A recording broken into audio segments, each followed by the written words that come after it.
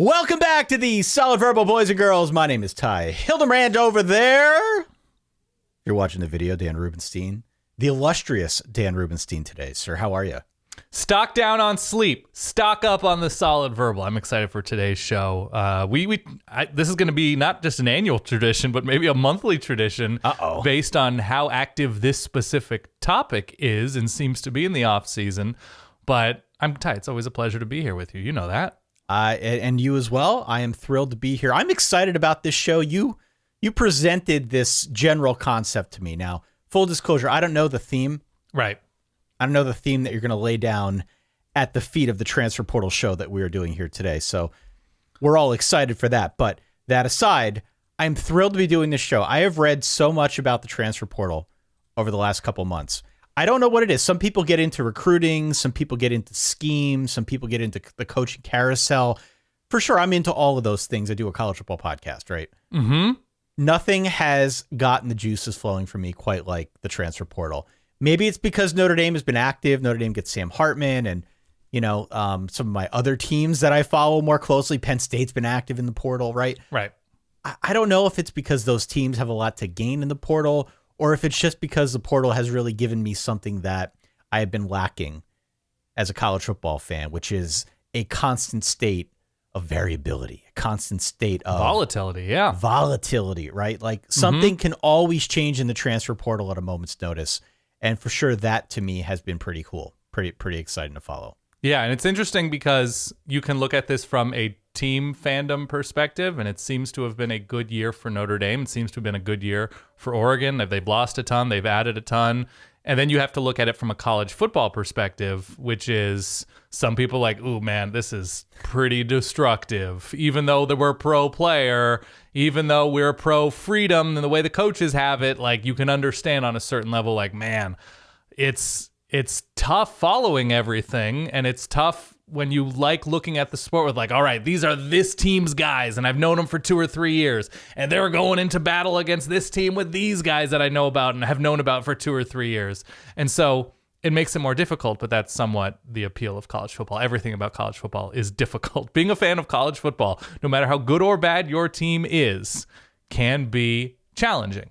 And so the transfer portal just adds a new wrinkle. And every so often, there's just a new wrinkle added to this very chaotic sport. So what I want to do today, Ty, is I don't want to look at the best players. I don't want to look at, the most shocking guys to enter the portal. I mean, hell, since we started, organizing for this show this morning and just, scheduling and recording and everything, Walker Howard to Ole Miss, correct? Yeah. Walker Howard to Ole Miss. Yeah. Talia Tagovailoa announced that he's coming back, which is not a transfer, of course. We've got Michigan's offensive coordinator on leave because of computer access issues. Oh, man. Whatever not that on means. a federal level. Yeah. But I don't know, state, local level. Jake Garcia, obviously a highly touted recruit who stepped into duty when Tyler Van Dyke got injured this year for Miami. He entered the portal in the last, hour or two. We've had some NFL declarations. Quentin Johnston, Kendre Miller from Big 12 runner-up TCU. Why do I have to say it like that, Ty? What is it about me? It's kind of mean when you do that. You could say national runner-up. Yeah, national runner-up. They've got the runner-up market pretty much cornered. Yeah. Semi-final Fiesta Bowl champion TCU. So obvious moves there, it seems. Jim Harbaugh coming back. Jim Harbaugh's returning to Michigan. Yeah. It can never be a quiet offseason for Michigan people, right? No. It can never just be like, well, we built upon that really fun season and attracted an even better recruiting and portal class. Nope, there's always something. There's always something. And, that's also college football. It's a sport where there's always something. But because you're so into the portal, and I'm pretty much into the portal, I wanted to review our most intriguing players, situations, storylines, whatever, of, I guess, the first or second portal cycle of the 2023 season. It's just a constant cycle, dude. It just keeps going. It is a constant cycle, but there are times when you can and can't visit or can and can't enter the portal, and obviously the next cycle is probably going to be mid or after spring football or summer or whatever, when jobs become more clear, depth charts become more clear. So what I wanted to do is intriguing, right? That just it's scratching us where we itch, whether it be because of player, coach, school, situation, whatever. We've each come up with a list of intriguing situations. Can you confirm this? I can confirm, yeah. Okay, so for our theme today, I was just thinking about it, Ty, as I tend to do, and taking a chance transferring, right, can be hit or miss. So I propose, Ty, we take a look at the players and schools and their stories so far, and hopefully it works out for them, and it's all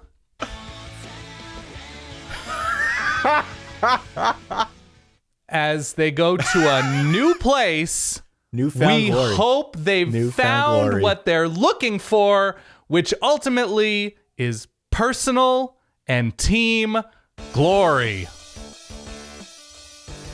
Little 8-bit action there. I appreciate that. How'd I do, Ty? You did well on about 17 different levels with this, Dan. Again, this does nothing to change our reputation as dorks shoehorning in things into a college football show just to prove they can to a very small portion of the audience who will understand and be impressed. Yeah. This changes nothing. This changes nothing. This is who we are. It's who we we've can been. only be who we are. Yeah. No, this is good. Yeah. Little NFG up in here on the SV talking TP.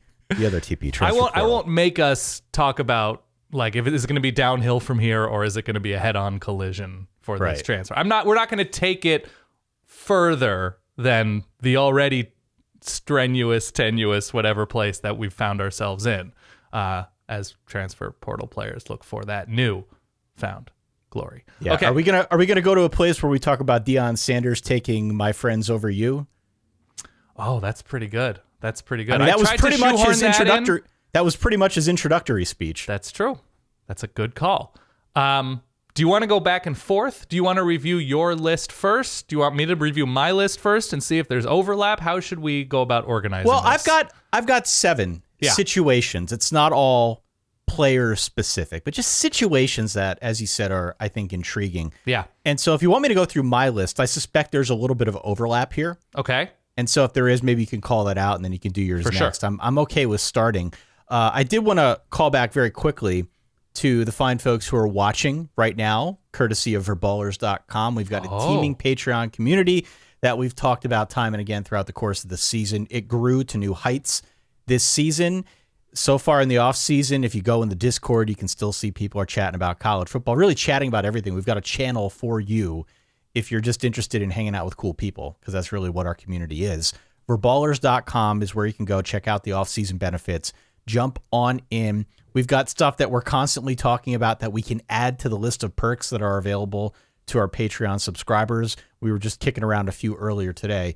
So we're excited about what the off-season has in store from a Patreon perspective, but just in general from a community perspective, because we're so proud of the community that we've built.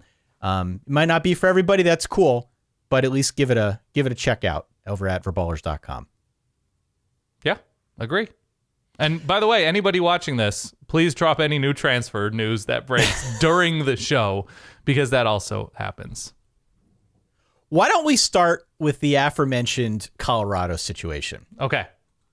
Why don't we start with Deion Sanders? So the two name brand, if you want to say name brand in air quotes, transfers that are coming with him from Jackson State are obviously Travis Hunter, big-time defensive back, 5-star defensive back, formerly committed to Florida State, flipped his commitment on the day of the Jackson State, I guess over a year ago.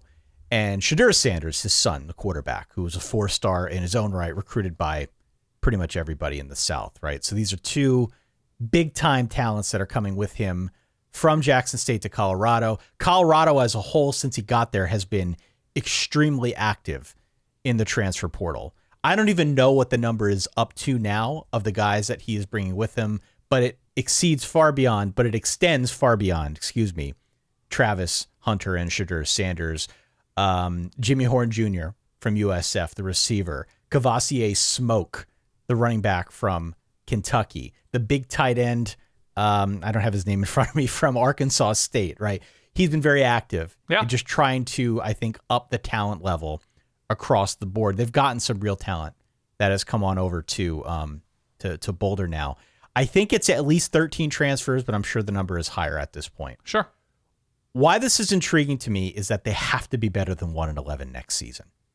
They just have to. If only because of the influx of talent that he is bringing with him to Boulder from Jackson State and from other parts across the country, Deion Sanders is going to have this Colorado team playing at a higher than 1-win level next season. But what I think makes this even more intriguing is the fact that we can't quite map out how much better it's going to be. We don't know what the ceiling looks like because this is a coach who's not coached at the FBS level, because there is talent coming from the FCS level. We don't know how that translates to the Pac-12. All too often when we do our preview content, we are talking in terms of how a team did last year and how a coach did last year or how a coach did at a previous stop. All of this is sort of new territory on the Colorado side. Not just that he's taking over a 1-11 school, but that there's no go by here. Right. I don't have a good marker that I can look at, something that can help me measure how good Deion as a coach will be or won't be. Right. Coming into 2023. You factor in that they also play a really tough schedule in year one for Deion Sanders. We shouldn't overlook the fact that they've got national runner-up TCU, first game of the season. They've got Nebraska, second game of the season. They're on the road at Oregon. They're on the road at UCLA. They're on the road at Utah. They've also got to play USC. Of course, they've got to play USC. So I think on some level, the transfer thing is obviously very, very intriguing. There's talent coming to Boulder. But beyond that, Deion's ability to organize that talent, Deion's ability to get buy-in from the players that are already on the roster, Deion's ability to maybe throw something new at some of these schools that he's going to have to play against, which is, again, I think a tough schedule. Mm-hmm. If he can get this team to a bowl, if he can get this team to within a bowl conversation, yeah, can you imagine the juice that is going to be on Colorado going into 24? Can you possibly imagine what that looks like? It depends who replaces Deion Sanders as he takes a bigger job in 2024. Yeah. Oh, absolutely. Wow. Okay.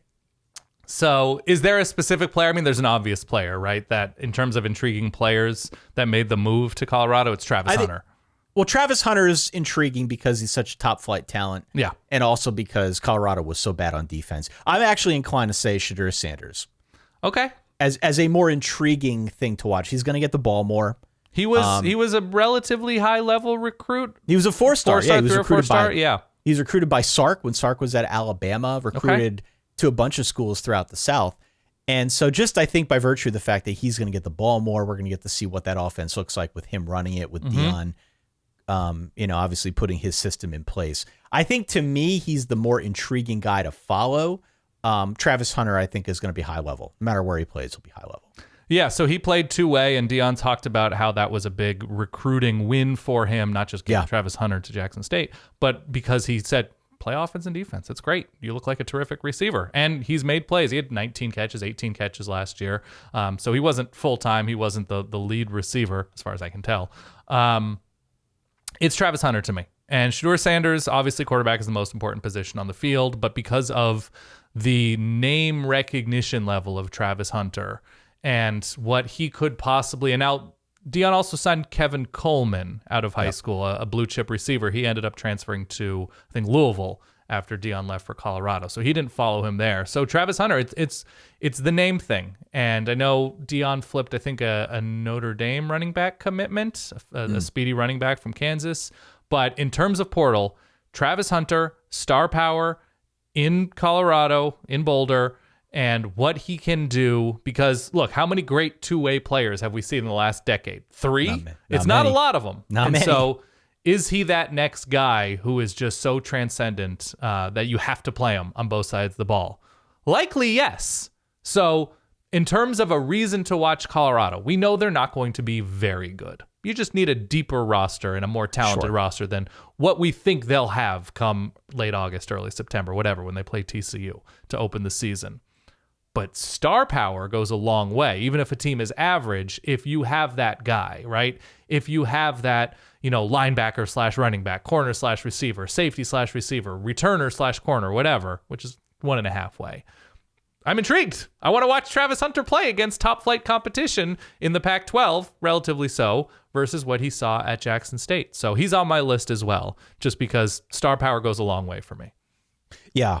Yeah, I think that's an intriguing situation. I am thrilled to see what Deion can do. I hope he doesn't leave in 24. He's not going to leave in 24. I don't know, man. You think you're If they positive go on anything? 5-7, if they go 5-7, which would be, by the way, a monster improvement from where they were last season. They were horrible last season. Well, especially where the Pac-12 is quarterback-wise. That so Right. many of these guys are returning, these high-level guys, Caleb Williams, Bo Nix, Michael Penix, Cam Rising, especially. So it's, it's a tough ask. It's a climb. Can I go, because Travis Hunter was one of mine, can I go to an intriguing player on my list? I would love nothing more, please. All right. Next player is, and this is a whole situation, but specifically because of what his history is and where he's going. This might be my number one. Okay. Tanner Mordecai to Wisconsin. Tanner like Mordecai. that? Tanner Mordecai. Yeah. Because of what it spells, also paired with Phil Longo, the offensive coordinator from North Carolina, and what promises to be a much more wide open Wisconsin. Tanner Mordecai in the system with Rhett Lashley, before that Sonny Dykes, succeeding the way that he did, throwing for 844 yards in a game this year, whatever it was, against Houston. It indicates not your father's Wisconsin, right? Yeah, it's the wow factor. It's, I think, a wow factor. Obviously, It's wide open Wisconsin, a literal wow factor. It's a wow factor, wide open Wisconsin. Braylon Allen has talked about how excited he is not to be running into 9-man boxes, which who can blame him? No. And just that specific move. I think they also brought in, I think it's Nick Evers, the younger former blue chip quarterback from Oklahoma. So two former Oklahoma guys, and Tanner Mordecai as well. This is, it's hope springs eternal right now for Luke Fickell and Wisconsin right now, that they're saying the right things, that like, we're not abandoning, we're not going to throw the ball 60 times a game. We still believe very much in the identity of Wisconsin and power rushing, but it's modernizing, it's marrying to more trendy looks on offense that stress defenses out a little bit more than Wisconsin has these past couple years, and that they actually have pop at quarterback, that the quarterback is a threat to go downfield all game long. I mean, it opens things up for Braylon Allen. It opens things up for the rushing game in general. It makes receivers who are otherwise considered to be underwhelming perhaps have an ability to play to their potential. And Wisconsin and the Big Ten, it's just better. When Wisconsin is not lurking, but is considered to be a power program because of their defense, because of a very strong offense or efficient offense more than explosive, Tanner Mordecai pushing his chips to the middle of the table and saying, I want to be that new kind of quarterback for Wisconsin. That, to me, it rockets them to the top of the list of intriguing storylines via the portal to me. Yeah, I mean, he's a prolific quarterback. Yeah. He's a prolific quarterback over the last 2 seasons, about 7,000-ish total yards. Pretty good. Which is a lot. Yeah. 72 touchdowns in 2 years ain't bad. Mm-hmm. And it's not bad at all. And so, yeah, if you're Braylon Allen having that counterpunch, not having to do it all, I would be thrilled if I were him too. I'd be thrilled if I were a Wisconsin fan. Yeah. I think just in general, talk about transfers in. How about Luke Fickell? Being able to pry him away from Cincinnati. We always sort of knew if he was going to go somewhere, it would be in the Midwest. I don't know if Wisconsin was pretty high up there on the list. Obviously, Ohio State, we heard his name come up in conjunction with Notre Dame when that job became available for a brief moment in time 2 years ago now. But wow, talk about coming in and making a mark, right? If they're able to revitalize this offense in a serious way, that'd be really exciting. Yeah, and it's also, when you have that new coach bringing in their own quarterback via the portal, it's ridding everybody of baggage, which also can include an incumbent quarterback, obviously, as we see Graham Mertz transfer to Florida. But whatever baggage Tanner Mordecai had at SMU, which seemed to be minimal if you're just looking at his success, whatever baggage Wisconsin's offense had, it's a new guy, it's a new quarterback, it's a new coordinator. And so Tanner Mordecai doesn't care how down things were in Madison on offense. He comes in, he knows what he's capable of. Luke Fickell obviously has a good deal of vision of what he wants the Wisconsin offense to be. Yeah. And so there is that, and we've seen it across the sport. Caleb Williams and Lincoln Riley, Bo Nix and Dan Lanning, Michael Penix and Kalen DeBoer in the Pac-12 especially. But it's all over the sport where portal guy, new coach, fresh start for everybody, and a much needed one probably for Graham Mertz as well. So that's why, to me, that shoots to the top of my list. Since you mentioned Graham Mertz, let's talk Graham Mertz in Florida, baby. Man. He's on my list. He's on my list. In truth, I didn't just make that up since you said it. So this is contingent on the assumption that I believe we made on the last show that the Jaden Rashada thing goes boom. Right. And that Jaden Rashada, they can't get the, $13 million NIL deal worked out. And he's released from his letter of intent and he goes elsewhere. Seems like that's going to happen. We're going to have to wait and see. But provided Rashada goes elsewhere, it would appear as if Graham Mertz is the dude at Florida. At time of recording, things can change. But Jack Miller, the transfer, did not look good in the bowl game. No. The only other option I believe on the roster is redshirt freshman Max Brown, who did not see any action at all. So Graham Mertz far and away is going to have the most experience. He would, I think, presumably be the guy, provided they don't take another transfer. There's still time. But at time of recording, it is January the 18th. Graham Mertz would appear as if he could be the guy if the Rashada thing falls through. So, barring the transfer in from someone like Tyler Buckner, who probably is going to be looking for work elsewhere, Florida's in a weird spot. They're kind of in no man's land right now because it's getting late early. They're dilly-dallying around trying to figure out the Rashada situation, but in a sense that has prevented them maybe from doing other deals, if you will, in the transfer portal to try and bring somebody else in to help their quarterback spot. Obviously, they want Jaden Rashada, but if limbo prevents that from happening, here we are with Graham Mertz, former Wisconsin starter, at the helm. Yeah. Look no further than what happened recently now with Walker Howard, as you mentioned at the top of the show. He decides he's going to transfer from LSU. I think immediately upon that news getting out, there were a lot of folks on the internet who said, oh, Florida makes sense. Yeah. Florida's not where he's going. He's going to Ole Miss. So I believe Graham Mertz at this point in time is probably the guy that we should be looking at for Florida. I also believe that Graham Mertz was at some point the highest rated high school quarterback to ever sign with Wisconsin. Sure. And I also believe with every fiber of my being, to the core of my soul, that there is still a lot of potential in Graham Mertz. The problem with that line of thinking, though, is that we've had a lot of it doesn't exist in reality. Data. Yeah. Right. We've had a lot of data to the contrary. Yeah. We've seen it happen before where you're a highly touted quarterback, you end up on a bad team, you still find a way to transcend some of the stuff around you, right? Maybe you don't have a good line or good receivers. Coordinator, coach. We've still seen guys in that situation, highly touted quarterbacks out of high school, go into a bad spot and find a way to transcend it all and succeed. And maybe they go elsewhere in the transfer portal. Maybe they end up being drafted higher than you'd expect in the NFL. But we've seen that play before. Sure. We haven't seen that with Graham Mertz. We haven't seen that quote unquote it factor with Graham Mertz that to transcend what I would say is a bad quarterback situation, or has been a bad quarterback situation at Wisconsin. A situation that has not necessarily given him the tools that he needs to further develop. Mm-hmm. We have not seen him kind of rise above that.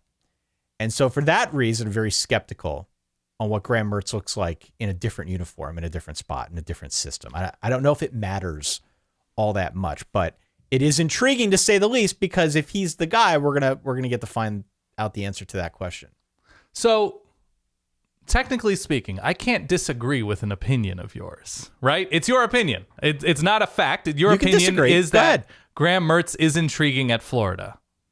He's intriguing at Florida for a couple reasons. First off, we get to see what he can do in a different system. Sure. Secondly, the fact that Florida couldn't get anybody better than Graham Mertz. Maybe Jaden Rashada was that guy. But if they're still unable at this point, 7 months from now, to have a better option than Graham Mertz on the roster, that's intriguing from a Florida low-key nightmare standpoint. Yeah, I was going to say, maybe I should interpret your use of Graham Mertz here, who he shouldn't be catching straight. Like, he's trying his best, we presume. Sure. But I think the intrigue is Billy Napier going to be a 2 and done at Florida? 3 and done? That it's intriguing in that Florida might be not just plateauing or kind of going slowly downward, but collapsing, careening. And Graham Mertz might be an indication of that, because high school ranking is just a projection. We see his size, we see his ability in high school, we see his arm strength, we see his athleticism. This is how we project him. And he was projected as a very high-level college quarterback. we've seen him not perform. And it's not just the coordinator, it's not just the line, it's not just the receivers. We've seen him miss passes and misreads.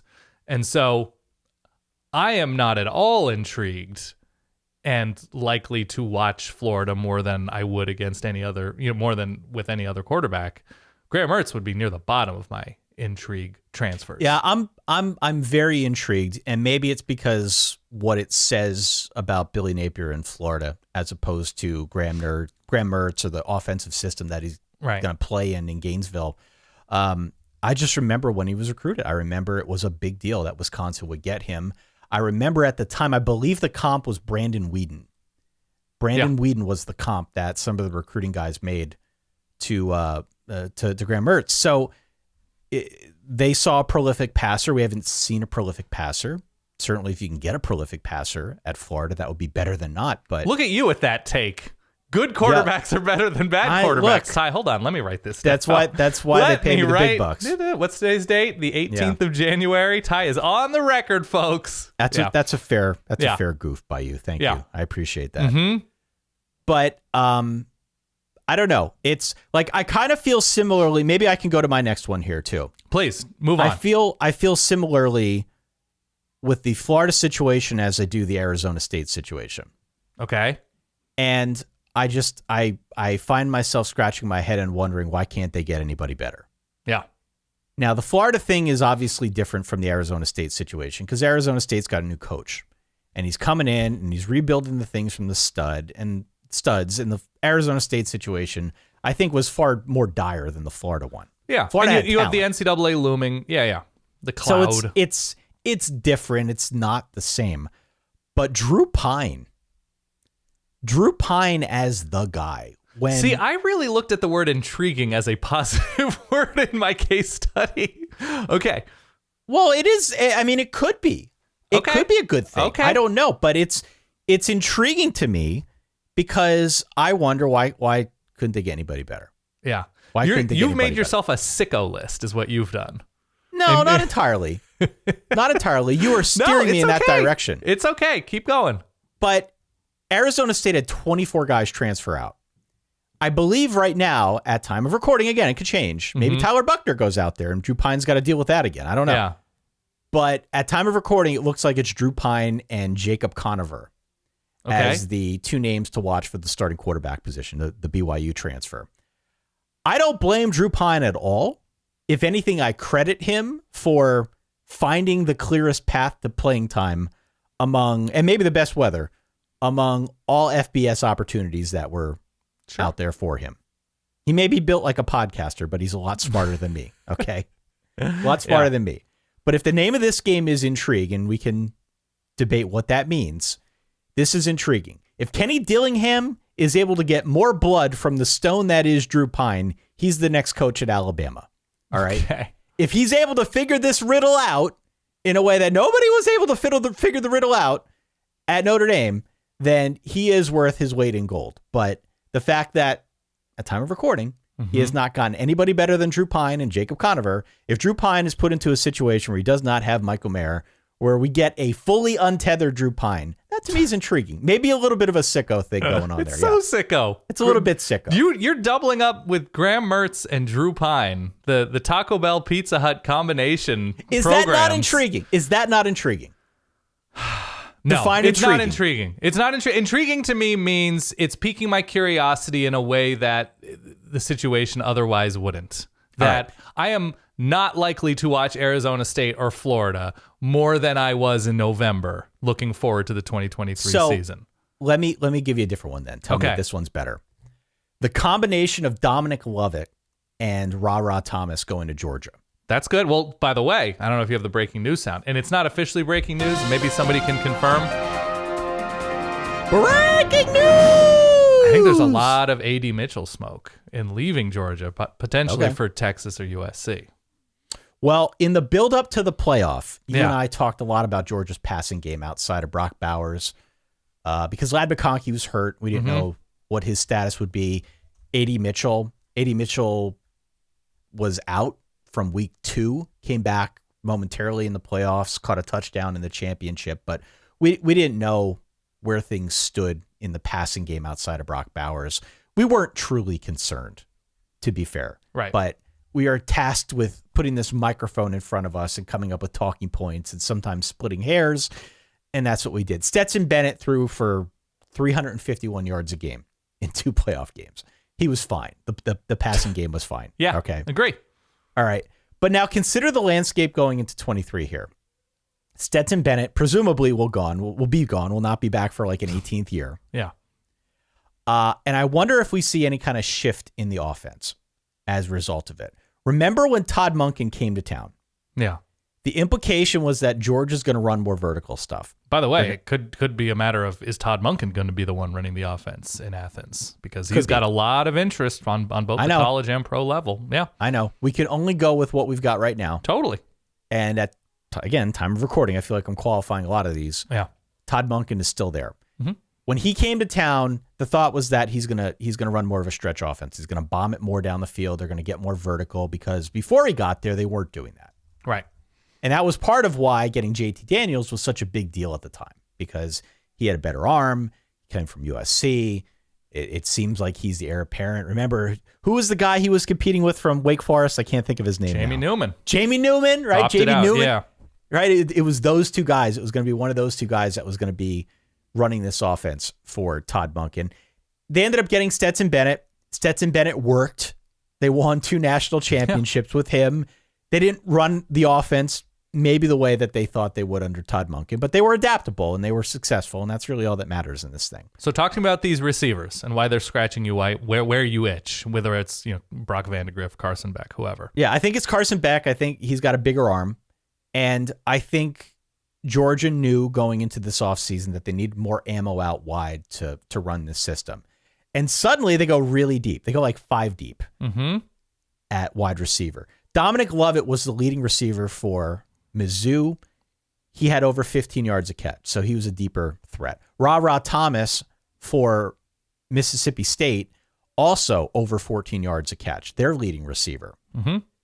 So, and keep in mind, this is an offense at Mississippi State that wasn't really known for bombing it down the field. There's a lot of shorter underneath stuff, but Ra was their guy for anything deep. He was very good after the catch as well. You add in these guys with Brock Bowers, who's going to be back, with Ladd McConkey, who I'd only assume is going to be back, with A.D. Mitchell, who could be back, with Arian Smith, who I think is still going to be back. If Georgia wants to go full Monken with this offense and really try and live that dream that they put before us a couple of years ago, they've got the ammo to do it. They've got the arm in Carson Beck or whoever at quarterback, and they've also got now the talent out wide to go 5 wide every play if they want to. So I'm curious on a couple different levels. First off, the guys they brought in are great, and I think they'll make an instant impact. But I think it's more intriguing to me because of the ramifications it could have for the offense. And do we see a shift away from more of this ground and pound, and we're going to have 11 possessions a game, right, and just sort of bleed you out? Do they go to more of an aerial assault now that they've got more receivers and a quarterback with a better arm to do it? Could be. I think a lot of teams, especially that recruit on the level of, the top 5-10 teams in the country, they're perpetually looking at what Bama did 19, 20, 21, LSU 2019, where you go 3-4 deep at killer winter wonder type receivers, and you get to a point on offense where it's a pick your poison, and you're going to lose by 3 touchdowns every week. And so Georgia hasn't reached that point yet. Obviously, no. Brock Bowers and Darnell Washington's moving on to the NFL, but they reached that point with certain guys at certain times when they were healthy, where somebody gets open. And Kenny McIntosh was very good as an all-purpose player, but they weren't Justin Jefferson and Jamar Chase on the same receiving core, right? They haven't found that combination of guys at the same time, at the same experience level that LSU had. And you're talking about an all-time receiving core. But Georgia played them in the SEC championship game. They saw firsthand. This is not that long ago. No. So Kirby has done this. Obviously, they lose Jermaine Burton last year in the portal. And so receiver has been that place that they haven't fully developed killers under Kirby. Everywhere else, they've, blue chip offensive lineman, quarterback has been very good with Stetson Bennett there. Before that, hit or miss. Running backs have been very good. Obviously, all over the defense has been very good. Receiver, health, experience, production has not consistently been there. And if A.D. Mitchell he was beat up all last year. He comes in, has a couple catches during the playoff that were enormous. But they're still searching for that next step on offense. And I don't know if it's a Todd Monken wants to play in a different way, but to have the option to play in that way. To have the option. Yeah, to have the option. They were so good at what they did the last 2 seasons. And, to some people that have written into the show, it's boring offense, but it works. They won 2 national championships.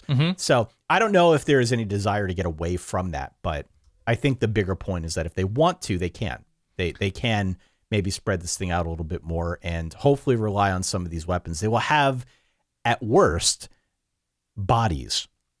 Guys that they can try to develop out wide if they want to.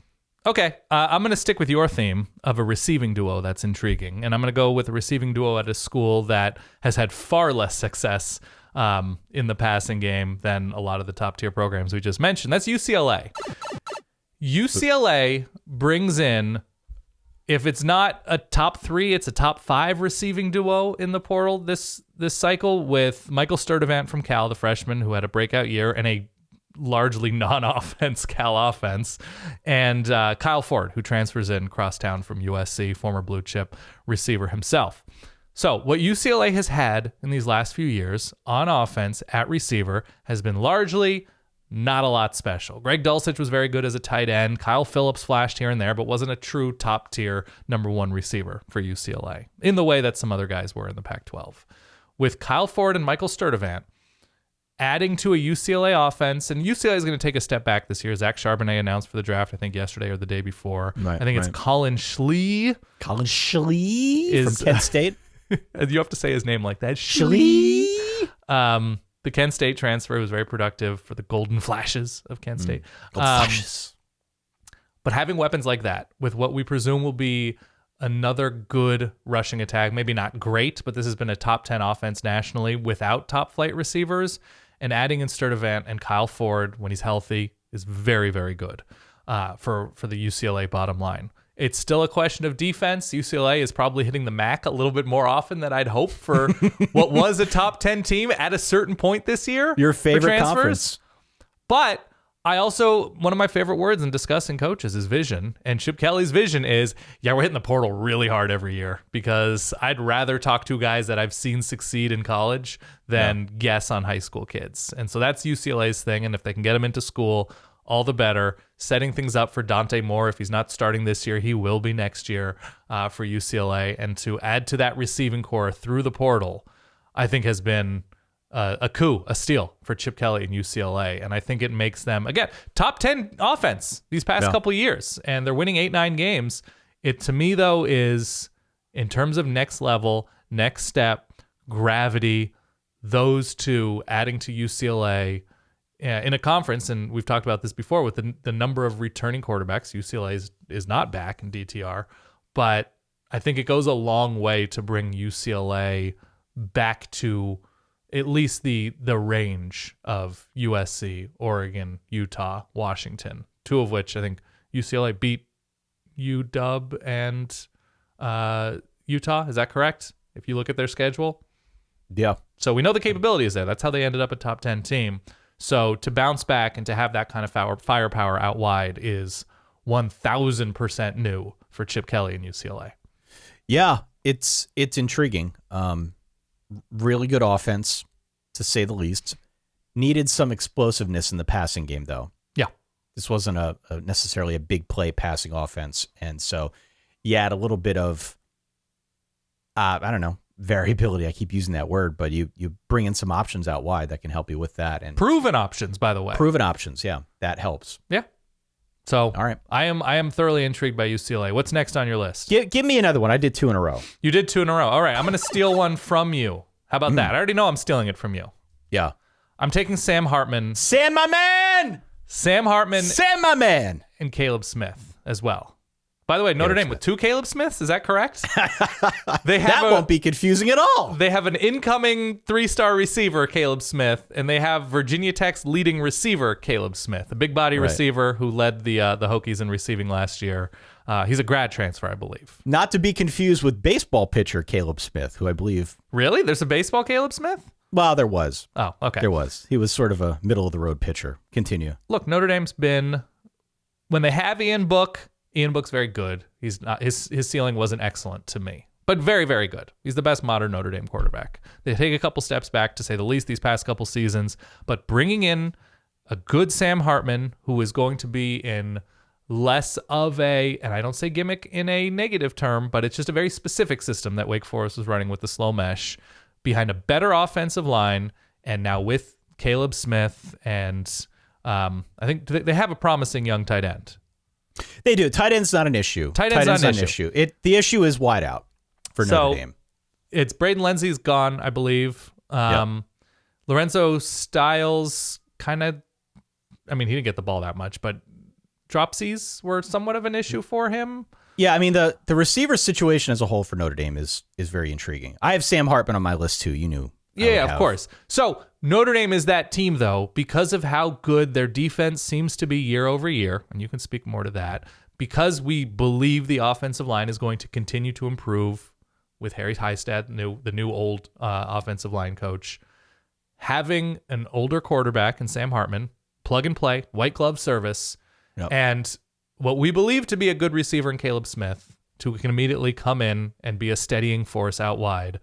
If Sam Hartman, the question to me is the picks. We saw a couple of games this year, like, where is he even looking, right? Where he can single-handedly lose a game in a quarter. If he can avoid that with more time, and he had good receivers at Wake, with more time, with more stability, without needing to score 48 points a game, because he'll have a better defense in Notre Dame. Notre Dame's ceiling is, playoff this year. Yeah, I mean, the big thing for Notre Dame is going to be the line. This is why, above all else, it's a good situation for Sam Hartman. You could make a pretty good, strong case that this is one of the better lines in the country. They've got Joe Alt, Blake Fisher on the tackles. They lose both their guards, but yeah, I think by and large, this will end up being one of the better lines in the country.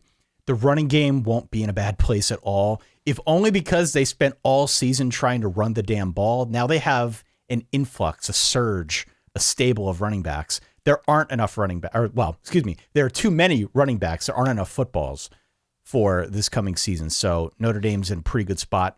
As for that, the question is receiver. Yeah, as you alluded. I mean, the question is receiver. They didn't see a step forward from Lorenzo Styles this season. I was hoping we would, but you can probably understand on some level why. Jaden Thomas, the big guy, big number 83, as you've called him, time and again on our show. I thought he had a nice season, but how he fits in is TBD. But it's also not to cut you off, because I'm going to cut you off. We don't know how good their receivers are. No. If it's a Tyler Buckner, Drew Pine team, we don't know how good Notre Dame's receivers and tight ends are. Besides Michael Mayer, obviously we knew he was very good. So Sam Hartman is the tide that raises all ships. I believe so. Yeah, okay. I believe so, and I'm pretty excited to see what he looks like. Tobias Merriweather, just another one that I want to throw out there. Sure.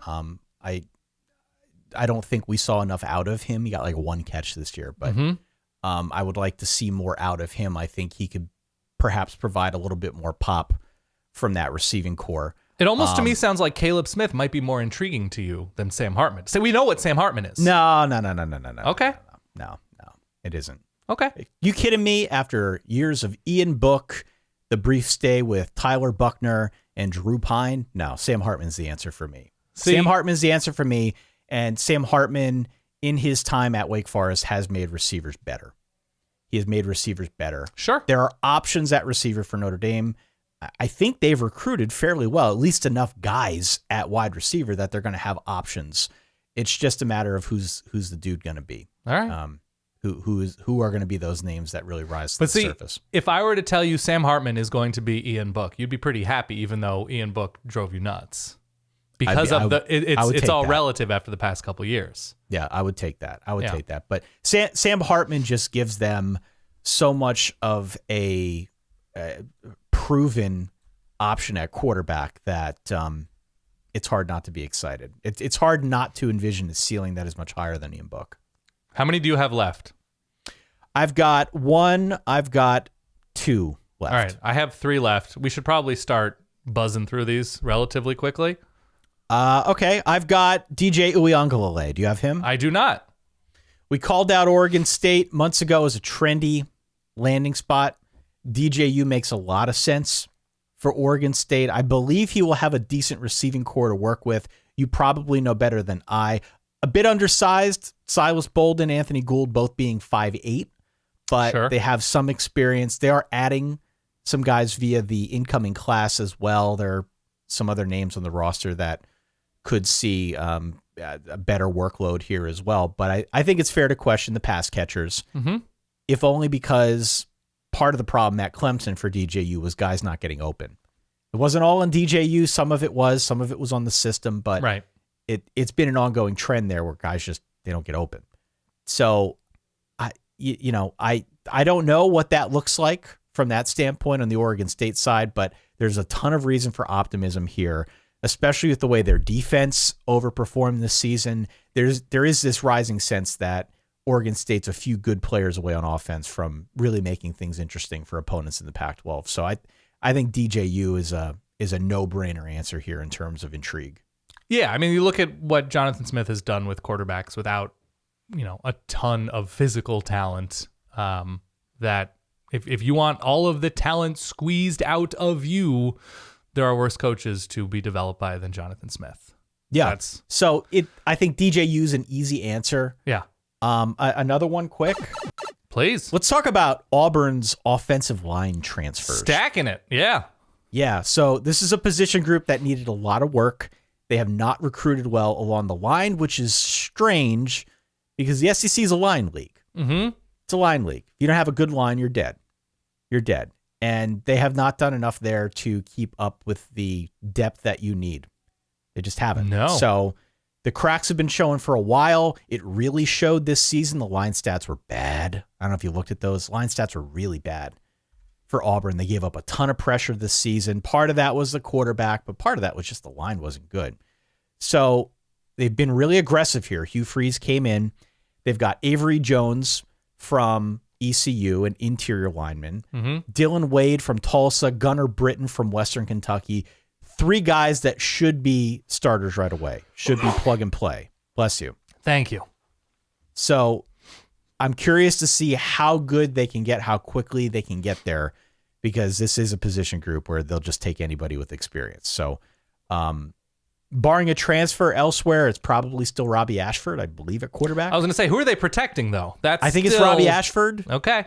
So that's not a great situation, although Robbie Ashford had moments, Yep. and maybe with a better coach, he can succeed. Yep. I don't know if Hugh Freeze is that better coach. We'll find out in due time. Nonetheless, I am feeling positively about the quick work that Auburn has done in the portal on the line. Sure. Okay. So those are your final 2, DJU and the Auburn line. Who do you got? All right. I'm going to use my homer Is coin. your nose okay, by the way? I think I sound really stuffed up all of a sudden, don't I? Really stuffed up. I got the sniffles over there. Yep. We might have to take in a transfer podcast host before That's the end true. of the Oh show. my God, people would be thrilled. I'm going to go with my homer coin here. I'm going to go Jordan Birch and Justin Jacobs, sort Okay. of linebackers, So, edge type guys for Oregon. Oregon defensive transfers, right? Yes, Oregon had an offense that was good enough to go 11-1 last year. They were not going to beat Georgia, no matter how good Bo Nix could have been in that game. He wasn't that great. But defensively, that was the huge liability. That's what the direct causation for the losses last year, even with Bo Nix hobbled. It was not being able to stop anything on the ground against Oregon State, even with a 21-point lead, and then giving up the bigger passes and not being able to generate a pass rush all season long. Kayvon Thibodeau obviously makes his way to the NFL. They were not able to get to the quarterback. So Jordan Birch, former 5-star, South Carolina, showed flashes, but was not the consistent star, I don't think. I think South Carolina fans would probably agree. Was not the consistent star that his high school promise projected him to be, I suppose. Right. But crazy athletic, size speed combination that is extremely rare. So if he is able to pop in Dan Lanning's system on the edge, get a little bit better against the run, and then Justin Jacobs was like going to be the next big thing at linebacker for Iowa. He gets hurt last year and doesn't see the field much after the first couple games. I think it's an immediate upgrade for linebacker and the edge for an Oregon team that's still pretty thin at defensive back. If they can get after the quarterback, that solves a lot of issues. Doesn't matter where your cornerbacks and safeties are in terms of talent and production if the quarterback is always under fire. And so that to me is an enormous missing duo that Oregon sorely needed and succeeded in getting this cycle. So there's that. Yeah, I like that. I have Dasan McCullough for much of the same reason for Oklahoma. Okay. So transfers in, former Ohio State commit, transfers in from Indiana where his dad was a coach, and now I think he's at Notre Dame. He's the new running backs coach. Right. And so he's another size speed guy that if he is more of a terror off the edge and is able to fulfill some of his recruiting promise and physical promise, Oklahoma, I think, was one of the worst teams in the nation in terms of actually getting to the quarterback. I think their sack rate and their passing down sack rate was extremely poor. And so we saw quarterbacks run wild or pass wild. You know, you go back to the TCU game, the Texas game, and then finishing with the Texas Tech game. If Oklahoma can do a better job getting to the quarterback, Dasan McCullough might be a major reason why. And so he was one of the bigger portal names to come in. And then finally, I have Deuce Cypress, Fentrell Cypress for Florida State, a team that you were maybe a year early on. They had a couple of games that they blew. Otherwise, they looked very strong and played Oklahoma in the bowl game. Florida State should be really good on defense. We've talked about Jared Verse coming back being a major deal for Florida State, but a huge reason why Virginia's defense took an enormous step forward last year was their ability to stop big plays, especially passes. I think Deuce Cypress's QBR against, according to SB Plus, was something like 17. And so when you are able to add to what should be an already good corner and defensive back room, I know they lose their big safety, but I just think it's a no-brainer when you have Florida State, when you have the quarterback carousel that's going in the ACC and still having a roster of really solid, if not very good quarterbacks in the ACC, Florida State getting even stronger on defense as they try to make that New Year's Six-ish move.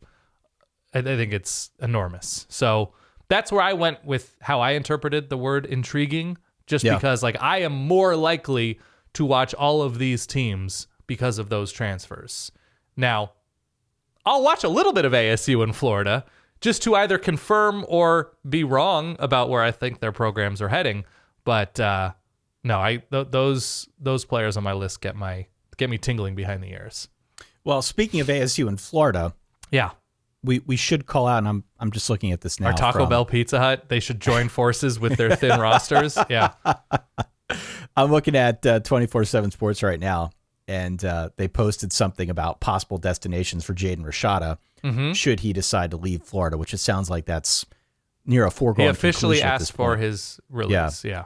Arizona State is a program that they predict could be in need of services at quarterback for many of the reasons I think I highlighted before. Yeah. Got to do better than Drew Pine. Oregon recruited Rashada with Kenny Dillingham. So Oregon there is that connection him. there. Yeah. There's that connection. Cal. From the Bay Area. Is an interesting name. They were among the first to offer Jaden Rashada. And Washington is another one that visited Washington, and they lost their quarterback commit to Ohio State from, I think, South Dakota. Lincoln Kleinholtz, something like that. So, all intriguing. Michigan, I don't believe, took a quarterback and seems to be spending on the NIL front. They did not take a quarterback in this class. I think they're in for a top-tier 2024 kid. So who knows? There are a number of schools that I'm sure can dig into the couch cushions to find something for Jaden Rashada, not the least of which would be an open spot on the depth chart. We shall see. Yes. Write in. Let us know across all social media which transfer situations you find intriguing. Let us know what intriguing means to you. Yeah. Are you going to go Graham Mertz with this? Are you going to go Jaden Rashada with this? Are you going to go, I don't know, Dan's interpretation of this? Dasan McCullough for Oklahoma. Yeah. Yeah. Sam Hartman, whatever. We're both intrigued by Sam Hartman and Caleb Smith. Sam Hartman, a great beard, by the way. Great beard. Chase Claypool is the last, he's a clear number one college football receiver for Notre Dame. I think you're overselling Caleb Smith a little bit. He's a good player, but he's not Chase Claypool I'm all in. college. I'm all in. Caleb with a K. But when you think about receivers, and we've seen this all over the sport, receivers who are stuck in offenses and in such little control over their destiny, over their production, over their involvement on a big stage or medium or small stage. And with where Virginia Tech's offense has been these last couple of years, he qualifies. Sure. I don't know. I'm ready. All right. I'm cuckoo I for hope so. I Caleb. hope you're right. Yeah. That's it. All right. That does it for today's show. We hope everybody has a good weekend. We will be back on Tuesday. Don't forget to go on out to verballers.com if you want to get access to our shows a little bit early, if you want to get access to our Discord community, if you want to get access to some of the other bonus perks that we have to offer. We also do a bonus episode every week called the Brew and A. We record that on Thursday mornings. Everybody who's a Patreon subscriber can watch. Everybody who's a Patreon subscriber can submit questions. Everybody who's a Patreon subscriber gets access to that audio and video. So a grand old time. But for the public, we bid you fond adieu for this week. Yes. We hope you have a good weekend. We will be back on Tuesday. In the meantime, for that guy over there, Dan Rubenstein, for myself, Ty Hildenbrandt, as always, stay solid. Peace.